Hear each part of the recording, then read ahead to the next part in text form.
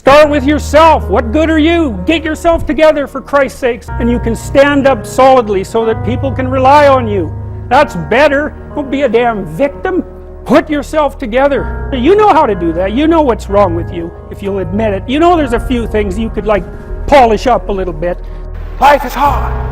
It's hard handling just the tragedies of life. When you're working on something and you put everything you have in it, and it doesn't work out, it's hard.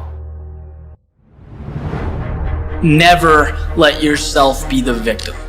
If I could go back in time and have a conversation with my 8 to 10-year-old self, that would be the message I would give.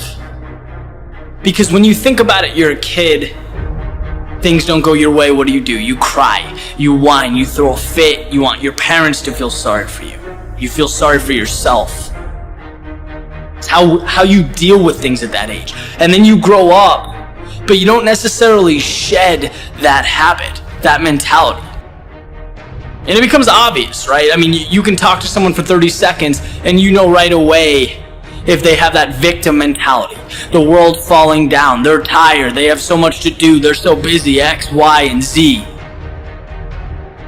Look, having that mindset does two things for you. One, it makes you come across helpless and weak, and no one wants to come across that way. Two, it does not get you to where you're going. It does not change the situation. Right? Here's the reality. There is always a way to get what you want.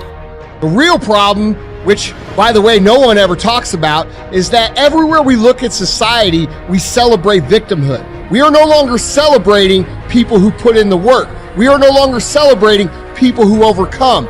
Instead, we are celebrating people who have the saddest story. Instead, we are talking about and competing for the attention about who suffered the most. Well, let me tell you something, guys. You can compete for that your entire life and nobody's going to bring you a motherfucking thing except a couple likes and a couple bullshit comments that people don't mean. The real winners are still and always will be the people who aren't immune from obstacles, but instead see obstacles as an opportunity to get better. They see this as the path to winning, and they are right. They will always be right. I'm talking to the Creator at 3 o'clock in the morning, and I ain't where I want to be, and I'm like, God, I ain't where I want to be. And he was like, you stop being a victim. I said, what you mean a victim? Well, it ain't my fault my mom got pregnant at 17. It ain't my fault my daddy wasn't there. It ain't my fault they couldn't get along. It ain't my fault. He said, boy, you grown. You ain't 10 no more. The decisions you make right now is up to you. You crying about something that happened to you when you was a kid. You ain't even no kid no more. You a grown man. Take full ownership. The stupid stuff you doing, your parents didn't make you play no video games.